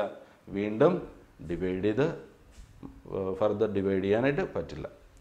ദെൻ ഇപ്പുറത്തേക്ക് വരുമ്പോൾ മിക്സേഴ്സിനെ രണ്ടായിട്ട് തിരിച്ചു, ഹോമോജനസ് മിക്സേഴ്സ് എന്നും ഹെട്രോജനസ് മിക്സേഴ്സ് എന്നും അല്ലേ. എന്താണ് ഇത് തമ്മിലുള്ള വ്യത്യാസം? Homogeneous mixtures are mixtures having uniform composition throughout അല്ലേ. ആ മിക്സറിൻ്റെ എല്ലാ ഭാഗത്തും കോമ്പോസിഷൻ എങ്ങനെയായിരിക്കും? ഒരേപോലെ ആയിരിക്കും. ആസ് വെൽ ആസ് പ്രോപ്പർട്ടീസ് എങ്ങനെയായിരിക്കും? ഒരേപോലെ ആയിരിക്കും. അതേസമയം ഹെട്രോജനസ് മിക്സേഴ്സിലോ ആ മിക്സറിൻ്റെ പല ഭാഗത്തും ഗുണങ്ങൾ എങ്ങനെയായിരിക്കും? ഡിഫറൻ്റ് ആയിരിക്കും. എക്സാമ്പിൾ, ഇപ്പോൾ സോൾട്ട് സൊല്യൂഷൻ എടുത്താൽ, സോൾട്ട് സൊല്യൂഷൻ ഉപ്പുവെള്ളം, അത് ഹോമോജനസ് ആണോ ഹെട്രോജനസ് ആണോ? ഹോമോജനസ് ആണ് അല്ലേ. കാരണം ഉപ്പുവെള്ളം ഉണ്ടാക്കുമ്പോൾ ഒന്ന് ആലോചിച്ച് നോക്കി, നമ്മൾ കുറച്ച് വെള്ളത്തിൽ ഉപ്പെടുത്തിടുകയാണ് അല്ലേ. ആ ഉപ്പ് വെള്ളത്തിൽ എല്ലാ ഭാഗത്തും ഉപ്പിൻ്റെ ടേസ്റ്റ് എങ്ങനെയായിരിക്കും? ഒരേപോലെ ആയിരിക്കും. എല്ലാ ഭാഗത്തും അതിൻ്റെ പ്രോപ്പർട്ടീസ് എങ്ങനെയായിരിക്കും? ഒരേപോലെ ആയിരിക്കും. സോ ആ മിക്സറിൻ്റെ എല്ലാ ഭാഗത്തും കോമ്പോസിഷൻ എങ്ങനെയാണ്?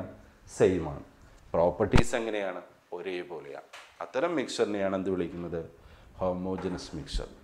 അതേസമയം ഹെട്രോജനസ് മിക്സറിലോ മിക്സറിൻ്റെ പല ഭാഗത്തും പ്രോപ്പർട്ടീസ് എങ്ങനെയായിരിക്കും? ഡിഫറൻ്റ് ആയിരിക്കും.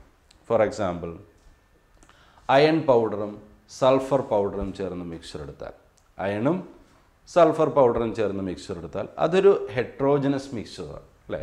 കാരണം ആ മിക്സറിൽ അയണിൻ്റെ പ്രോപ്പർട്ടി കാണിക്കും, സൾഫറിൻ്റെ ഗുണങ്ങളും കാണിക്കും. സോ ആ മിക്സറിൻ്റെ എല്ലാ ഭാഗത്തും പ്രോപ്പർട്ടീസ് ഒരേപോലെയാണോ? അല്ല, പല ഭാഗത്തും പ്രോപ്പർട്ടീസ് ഡിഫറൻ്റാണ്. അത്തരം മിക്സറിനെയാണ് എന്ത് വിളിക്കുന്നത്? Heterogeneous mixer. ഓക്കെ. അപ്പോൾ ഈ മാറ്ററിൻ്റെ ക്ലാസിഫിക്കേഷൻ ഇതുകൂടെ ഒന്ന് നോക്കിക്കണം. പ്രത്യേകിച്ചും ഹോമോജനസ് മിക്സർ ആൻഡ് ഹെട്രോജനസ് മിക്സറൊക്കെ ചോദിക്കാറുള്ളതാണ്. അപ്പോൾ നോക്കിക്കേ, മാറ്ററിൻ്റെ ക്ലാസിഫിക്കേഷനെ കുറിച്ചാണ് പറഞ്ഞത്. മാറ്ററിനെ രണ്ടായിട്ട് ക്ലാസിഫൈ ചെയ്തു അല്ലേ. എന്താണ്? പ്യുവർ സബ്സ്റ്റൻസ് എന്നും മിക്സേഴ്സ് എന്നും. അത് തമ്മിലുള്ള ഡിഫറൻസ് എന്താണ്? Pure substances R materials containing only one type of particles അല്ലേ. അതേസമയം മിക്സേഴ്സ് എന്ന് പറയുമ്പോൾ എന്താണ്? അവിടെ ഡിഫറെൻറ്റ് ടൈപ്പ് ഓഫ് പാർട്ടിക്കിൾസ് അല്ലെങ്കിൽ ഡിഫറെൻറ്റ് ടൈപ്പ് ഓഫ് സബ്സ്റ്റൻസ് വരുന്നു. പിന്നെ പ്യുവർ സബ്സ്റ്റൻസിനെ രണ്ടായിട്ട് ക്ലാസ് ചെയ്തു. എന്താണ്? എലമെൻറ്റ്സ് എന്നും കോമ്പൗണ്ട്സ് എന്നും. എലമെൻറ്റ്സ് ആർ പ്യുവർ സബ്സ്റ്റൻസ്, അതിന് എന്ത് ചെയ്യാൻ പറ്റത്തില്ല? Which cannot be further divided into simpler substances. അതേസമയം compounds are pure substances which can be broken down to elements. പിന്നെ മിക്സേഴ്സിനെ രണ്ടായിട്ട് തിരിച്ചു, ഹോമോജനസ് എന്നും ഹെട്രോജനസ്. അത് തമ്മിലുള്ള ഡിഫറൻസ് എന്തായിരുന്നു? Homogeneous mixtures are mixtures having uniform composition throughout and അവിടെ പ്രോപ്പർട്ടീസ് എല്ലായിടത്തും എങ്ങനെയായിരിക്കും? ഒരേപോലെ ആയിരിക്കും. അതേസമയം ഹെട്രോജനസ് മിക്സറിലോ പ്രോപ്പർട്ടീസ് പലയിടത്തും ഡിഫറെൻ്റ് ആയിരിക്കും, അതിൻ്റെ കമ്പോണൻസ് തമ്മിലുള്ള ഒരു കോമ്പോസിഷനും ഡിഫറൻ്റ് ആയിരിക്കും.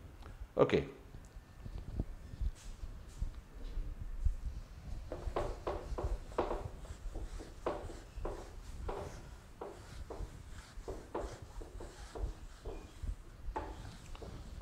അടുത്തതായിട്ട് മറ്റൊരു ടോപ്പിക്കിലേക്ക് പോവുകയാണ്. Empirical formula and molecular formula. Empirical and molecular ഫോർമുലയിലേക്ക് പോകുന്നതിന് മുമ്പ് വേറൊരു ടേം ഉണ്ട്, പെർസെൻറ്റേജ് കോമ്പോസിഷൻ.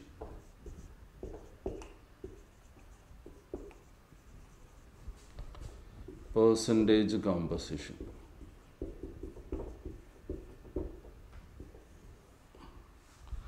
പെർസെൻറ്റേജ് കോമ്പോസിഷൻ എന്ന് പറയുമ്പോൾ ഇതാണ്, നമുക്ക് തന്നിരിക്കുന്ന ഒരു കോമ്പൗണ്ട്.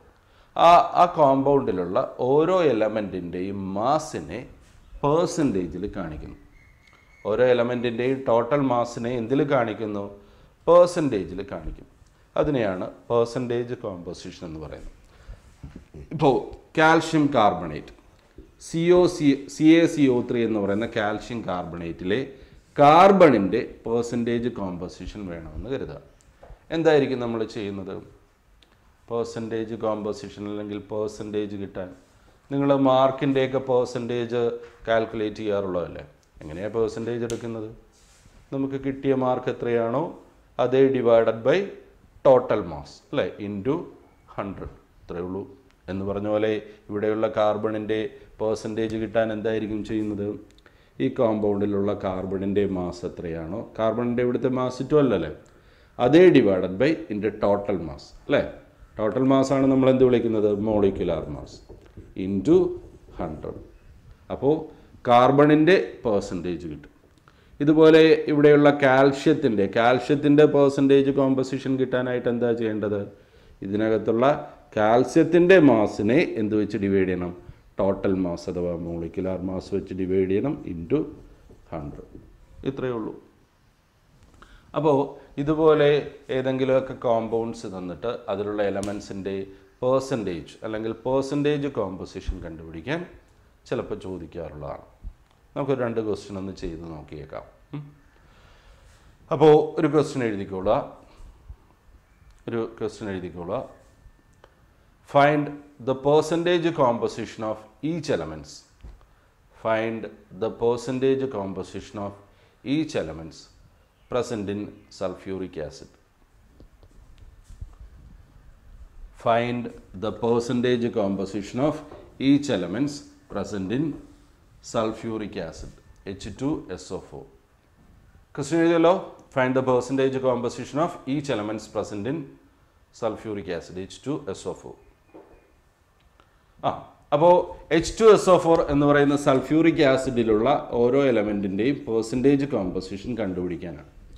അപ്പോൾ നമ്മൾ കണ്ടു, പേഴ്സൻറ്റേജ് കോമ്പോസിഷൻ കണ്ടുപിടിക്കാൻ എന്താ ചെയ്യേണ്ടത്? ആ എലമെൻറ്റിൻ്റെ മാസിനെ എന്ത് വെച്ച് ഡിവൈഡ് ചെയ്യണം? ടോട്ടൽ മാസ്, മോളിക്കുലാർ മാസ് വെച്ച് ഡിവൈഡ് ചെയ്യണം. എന്നിട്ട് 100 കൊണ്ട് മൾട്ടിപ്ലൈ. അപ്പം അങ്ങനെ ചെയ്യണമെങ്കിൽ ആദ്യം എന്ത് കണ്ടുപിടിക്കണം? എൻ്റെ മോളിക്കുലാർ മാസ് കണ്ടുപിടിക്കണം, വേണ്ടേ? അപ്പോൾ നമുക്ക് ആദ്യമായിട്ട് സൾഫ്യൂറിക് ആസിഡിൻ്റെ മോളിക്കുലാർ മാസ് ഒന്ന് കണ്ടുപിടിക്കാം. അപ്പോൾ എഴുതിക്കോ, ഫസ്റ്റ് സ്റ്റെപ്പ് ഇങ്ങനെ എഴുതാം. Molecular mass of sulphuric acid, molecular mass of H2SO4.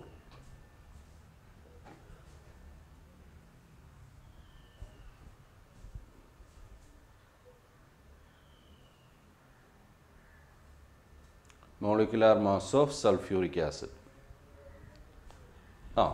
Molecular mass കണ്ടുപിടിക്കുന്ന അറിയാമല്ലോ. മോളിക്കുലാർ മാസ് കിട്ടാൻ ഇതിലെ ഓരോ എലമെൻറ്റിൻ്റെയും മാസ് കൂട്ടിയെടുക്കും അല്ലേ. അപ്പോൾ എത്ര വരും? ഹൈഡ്രജൻ്റെ മാസ് 1 ആണെന്ന് നമുക്കറിയാം. അപ്പോൾ 2 ഹൈഡ്രജൻ വരുമ്പോൾ 2 അല്ലേ, പ്ലസ് സൾഫറിൻ്റെ മാസ് 32 പ്ലസ് ഓക്സിജൻ്റെ മാസ് 16 ആണ്. അങ്ങനെയുള്ള 4 എണ്ണം വരുമ്പോൾ എത്ര വരും? 16 × 4 64 വരും. എല്ലാം കൂടെ ആഡ് ചെയ്യുക. 64 32 96 98 അല്ലേ. സോ സൾഫ്യൂറിക് ആസിഡിൻ്റെ മോളിക്കുലാർ മാസ് എത്രയാണ്? 98. അതാദ്യം കണ്ടുപിടിച്ച് വയ്ക്കുക. Molecular mass of sulphuric acid is equal to എല്ലാം തമ്മിൽ കൂട്ടിയെടുത്തപ്പോൾ 98 വന്നു. ഇനി നമുക്ക് ഓരോ എലമെൻറ്റിൻ്റെയും പേഴ്സൻറ്റേജ് കോമ്പോസിഷൻ കണ്ടുപിടിക്കാം. അപ്പോൾ ഇതിൽ ആദ്യമായിട്ട് വരുന്ന ആരാ? ഹൈഡ്രജൻ അല്ലേ. അപ്പോൾ എഴുതിക്കോളുക, percentage composition of hydrogen in H2SO4. percentage composition of hydrogen in H2SO4. Sulfuric acid hydrogen percentage composition. Percentage composition of hydrogen in H2SO4. Sulfuric acid hydrogen percentage composition കിട്ടാൻ എന്താ ചെയ്യേണ്ടത്? ഇതിലുള്ള ഹൈഡ്രജൻ്റെ മാസിനെ, ഇവിടുത്തെ ഹൈഡ്രജൻ്റെ മാസ് എത്ര 2 അല്ലേ, അതിനെ എന്ത് വെച്ച് ഡിവൈഡ് ചെയ്യണം? മോളിക്കുലാർ മാസ് അല്ലേ, ഇൻറ്റു 100. അപ്പോൾ എന്ത് വരും? നമുക്ക് ആദ്യം ഇതിനെ ഒന്ന് വെട്ടിച്ചെറുതാക്കാം അല്ലേ. റെഡ്യൂസ് ചെയ്യുമ്പോൾ 98നെ 2 വെച്ച് ഡിവൈഡ് ചെയ്യാമല്ലോ. അപ്പോൾ താഴെ 49 വരും. 100/49 ഡിവൈഡ് ചെയ്ത് നോക്കുക എത്ര വരുമെന്ന്. 100/49 എത്ര വരും? 100ൽ 2 ടൈംസ് 98, ബാലൻസ് 2 വരും. ഡിവിസിബിൾ ആവുന്നില്ല, അപ്പോൾ 0 ഇടുക, ഇവിടെ പോയിൻ്റ് വരും. അപ്പോഴും ഡിവിസിബിൾ ആവുന്നില്ല, വീണ്ടും ഒരു 0 ഇടുക, അപ്പോൾ ഇവിടെയും 0 വരും അല്ലേ.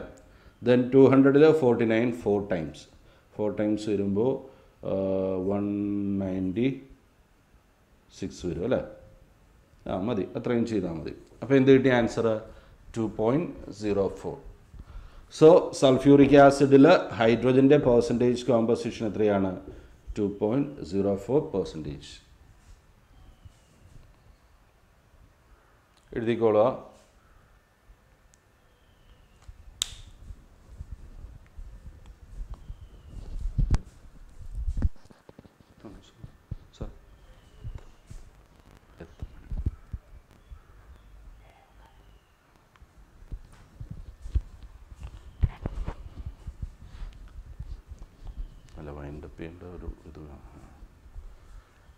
എഴുതിയല്ലോ.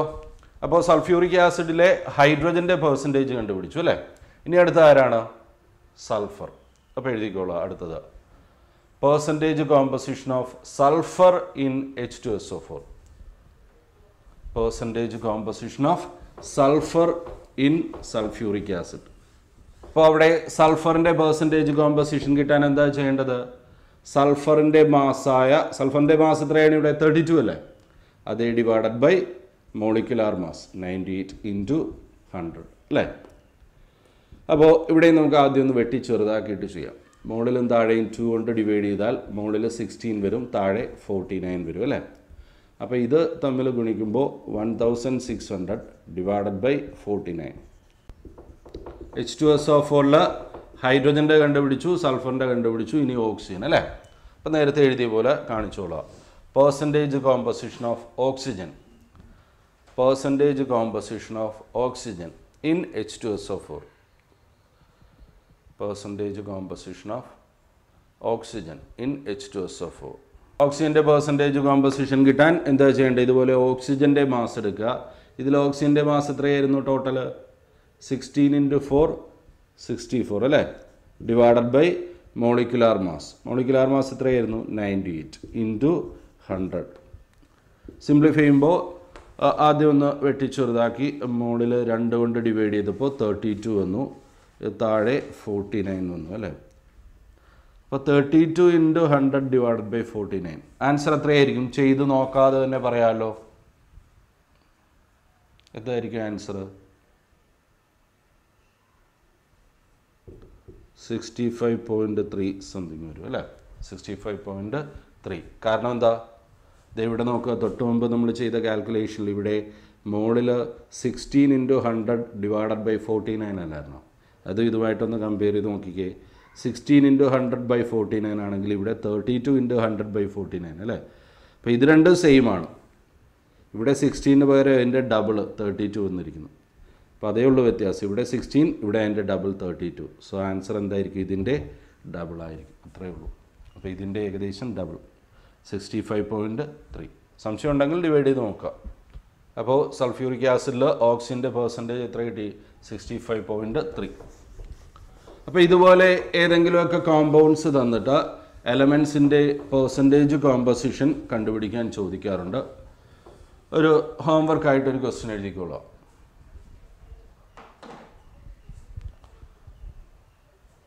അടുത്ത question, find the percentage composition of each elements present in glucose. Find the percentage composition of each elements present in glucose. Find the percentage composition of each elements present in glucose.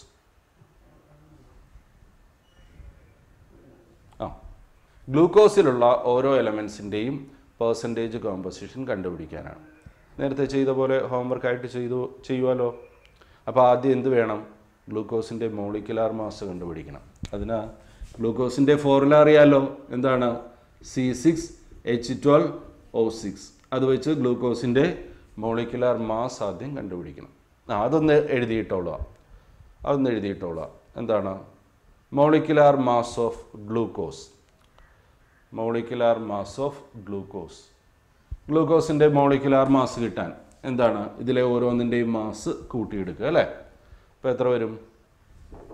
കാർബണിൻ്റെത് 12 ആണ്. അങ്ങനെയുള്ള 6 ആറ്റങ്ങൾ വരുമ്പോൾ 12 × 6 plus ഹൈഡ്രോജൻ്റെത് 1 × 12 plus ഓക്സിജൻ്റെത് 16 × 6. അപ്പോൾ total എത്ര വരും? 12 × 6 72 plus 1 × 12 12 plus 16 × 6 96 അല്ലേ? Add ചെയ്യുമ്പോൾ 96 2 98 108 110 180 അല്ലേ? 180 വരും. അപ്പോൾ ഗ്ലൂക്കോസിൻ്റെ മോളിക്കുലാർ മാസ് എത്ര കിട്ടി? 180. അത് വെച്ചാൽ നമ്മൾ നേരത്തെ ചെയ്ത പോലെ ഓരോന്നിൻ്റെയും പെർസെൻറ്റേജ് കോമ്പോസിഷൻ കണ്ടുപിടിക്കാമല്ലോ അല്ലേ? ആദ്യത്തെ സ്റ്റെപ്പും കൂടെ എഴുതിയിട്ടോളാം. ആദ്യം നമുക്ക് എന്താ? കാർബണിൻ്റെയാണ് വേണ്ടത് അല്ലേ? അപ്പോൾ എഴുതിക്കോളുക. മോളിക്കുലാർ മാസ് എഴുതിയല്ലോ അല്ലേ? അടുത്ത സ്റ്റെപ്പായിട്ട് എന്താണ്? Percentage composition of carbon in glucose. Percentage composition of carbon in glucose, അതായത് C6H12O6 ഈക്വൽ ടു. അപ്പോൾ ഇതിലെ കാർബണിൻ്റെ പെർസെൻറ്റേജ് കോമ്പോസിഷൻ കിട്ടാൻ എന്താ ചെയ്യുന്നത്? കാർബണിൻ്റെ മാസായ, ഇവിടെ കാർബണിൻ്റെ ടോട്ടൽ മാസ് എത്രയായിരുന്നു? 72 അല്ലേ? കാർബണിൻ്റെ മാസായ 72 divided by molecular mass. Molecular mass എത്രയായിരുന്നു? 180 × 100. അപ്പോൾ അത് സിംപ്ലിഫൈ ചെയ്തിട്ട് കാർബണിൻ്റെ പെർസെൻറ്റേജ് കണ്ടുപിടിക്കുക. അതുപോലെ ഓരോന്നിൻ്റെയും, ഹൈഡ്രോജൻ്റെയും ഓക്സിജൻ്റെയും. അപ്പോൾ അത് ഹോംവർക്കായിട്ട് കംപ്ലീറ്റ് ചെയ്തോണം. അടുത്ത് ഞാൻ പോകുന്നത് എംപിരിക്കൽ ഫോർമുലയിലേക്കാണ്. Empirical formula, empirical and molecular formula, ഇത് രണ്ടും ആയിട്ട് ബന്ധപ്പെട്ട് നമുക്ക് പ്രോബ്ലംസ് ചെയ്യാനുള്ളതാണ്. Empirical formula and molecular formula.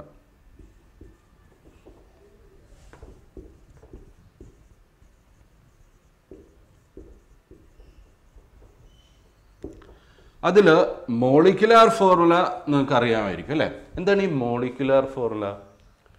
ഒരു കോമ്പൗണ്ടിൻ്റെ ചുരുക്കെഴുത്താണ് അല്ലേ? മോളിക്കുലാർ ഫോർമുല അല്ലെങ്കിൽ കെമിക്കൽ ഫോർമുല എന്ന് പറയുമ്പോൾ ഒരു കോമ്പൗണ്ടിൻ്റെ ചുരുക്കെഴുത്താണ്.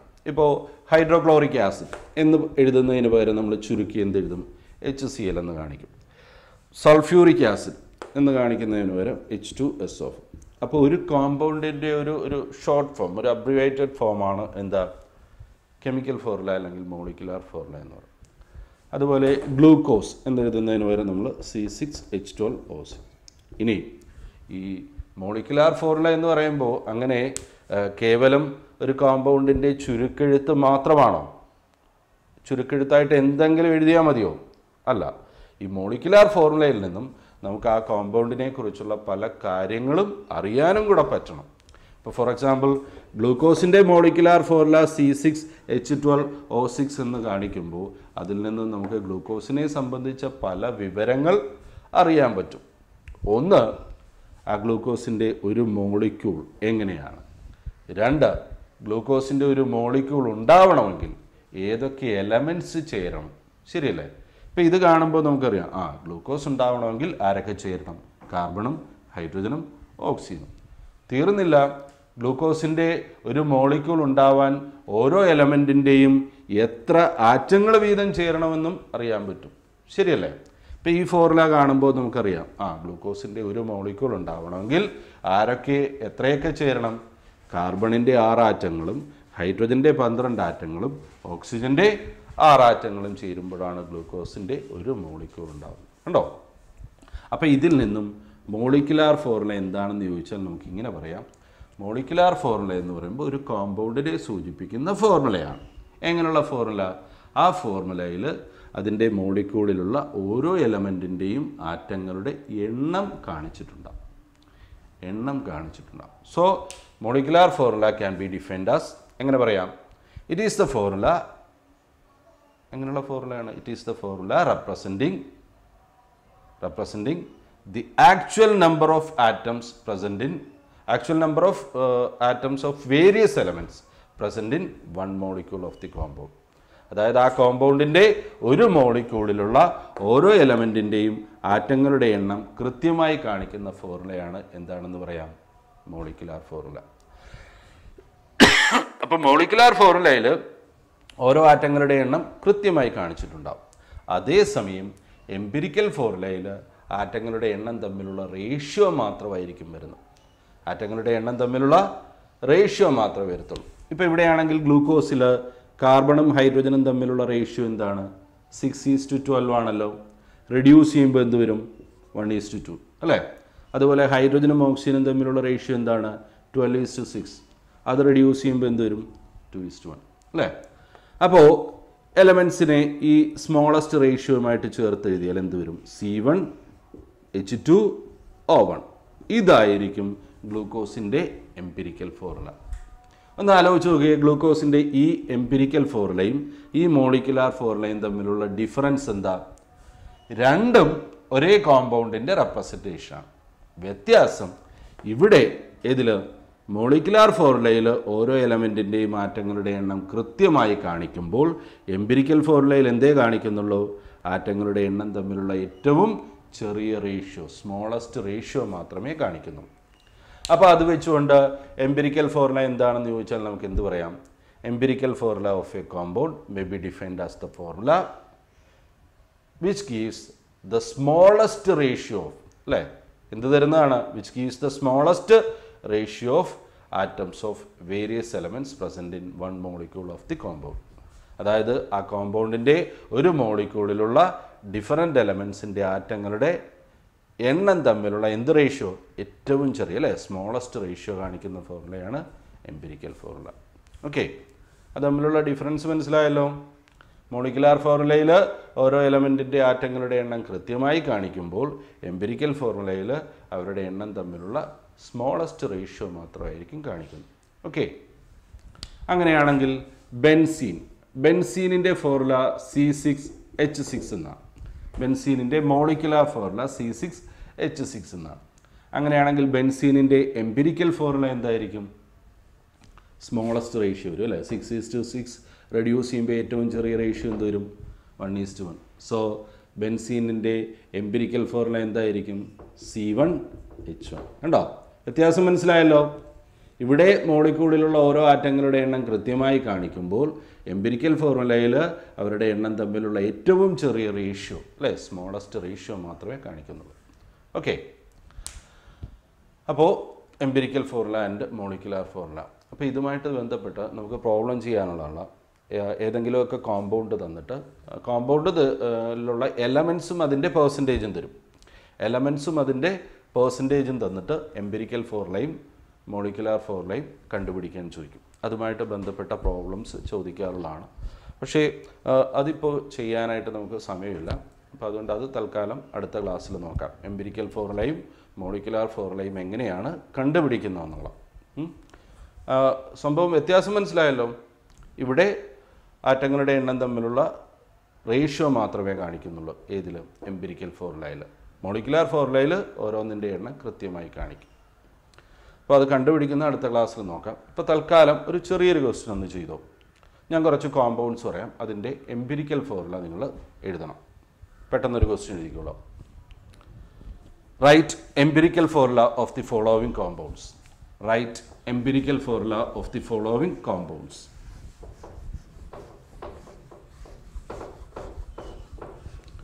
Right empirical formula of the following compounds.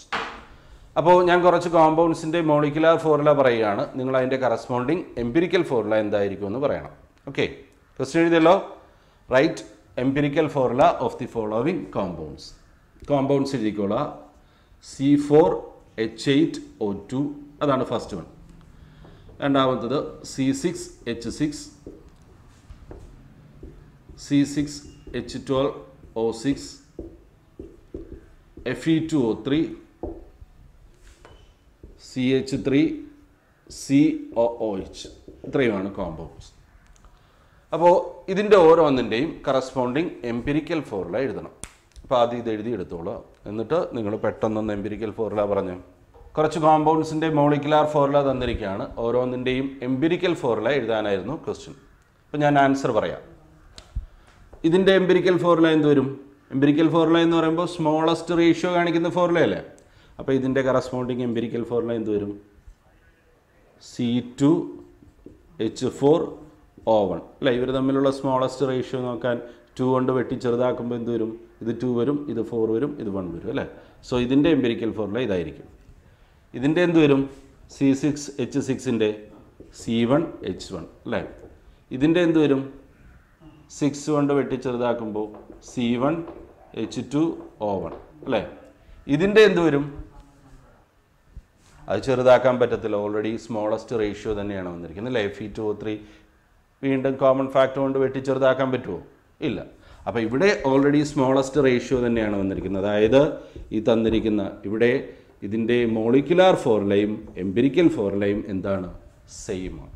ചില കോമ്പൗണ്ട്സിൽ അങ്ങനെയും വരും, മോളിക്കുലാർ ഫോർമുലയും എംപിരിക്കൽ ഫോർമുലയും സെയിം ആയിരിക്കും. ഇനി ഇതിൻ്റെ എംപിരിക്കൽ ഫോർമുല എന്ത് വരും? CH3COOHൻ്റെ അതിന് ആദ്യം ഇതിൻ്റെ കറക്റ്റ് മോളിക്കുലാർ ഫോർമുല എന്ന് എഴുതി നോക്കാം. മോളിക്കുലാർ ഫോർമുല എന്ന് പറയുമ്പോൾ അതിൻ്റെ ചുരുക്കരൂപമാണ്. ഇതിൻ്റെ കറക്റ്റ് മോളിക്കുലാർ ഫോർമുല ആദ്യം ഇത് ചേർത്ത് എഴുതുക. കാർബൺ ഇവിടെ 2 എണ്ണം വരുന്നില്ലേ, അപ്പോൾ C2 അല്ലേ. ഹൈഡ്രജൻ 3 ഇവിടെ ഒന്നും ചേർന്ന് 4 H4 അല്ലേ. ഓക്സിജൻ 2 എണ്ണം O2. അപ്പോൾ ഇതാണ് ഇതിൻ്റെ ചുരുക്കരൂപം അല്ലെങ്കിൽ മോളിക്കുലാർ ഫോർമുല. അത് വെച്ച് വേണം എന്തെഴുതാൻ? Empirical formula. അല്ലാതെ ഇങ്ങനെ നോക്കിയാൽ ചിലർക്ക് മനസ്സിലാകത്തില്ല. അപ്പോൾ ഇതാണ് ഞാൻ ആദ്യം ചേർത്ത് എഴുതി, C2H4O2. ഇനി ഇതിൻ്റെ കറസ്പോണ്ടിങ് എംപിരിക്കൽ ഫോർമുല എന്ത് വരും? സ്മോളസ്റ്റ് റേഷ്യോ നോക്കുമ്പോൾ 2H വെട്ടി ചെറുതാക്കാമല്ലോ, C1H2O1 അല്ലേ. അപ്പോൾ എംപിരിക്കൽ ഫോർമുലയും മോളിക്കുലാർ ഫോർമുലയും തമ്മിലുള്ള വ്യത്യാസം മനസ്സിലായല്ലോ. മോളിക്കുലാർ ഫോർമുലയിൽ ഓരോ മോളിക്യൂളിലുള്ള ഓരോ എലമെൻറ്റിൻ്റെ ആറ്റങ്ങളുടെ എണ്ണം കൃത്യമായി കാണിക്കുമ്പോൾ എംപിരിക്കൽ ഫോർമുലയിൽ അവരുടെ എണ്ണം തമ്മിലുള്ള സ്മോളസ്റ്റ് റേഷ്യോ മാത്രമായിരിക്കും കാണിക്കുന്നത്. ഓക്കെ. ഇനി എംപിരിക്കൽ ഫോർമുലയും മോളിക്കുലാർ ഫോർമുലയും എങ്ങനെയാണ് കണ്ടുപിടിക്കുന്നതെന്നുള്ളത് നമുക്ക് അടുത്ത ക്ലാസ്സിൽ നോക്കാം. ഓക്കെ. അപ്പോൾ ഇന്ന് നമുക്ക് വൈൻഡ് അപ്പ് ചെയ്യാം. Thank you.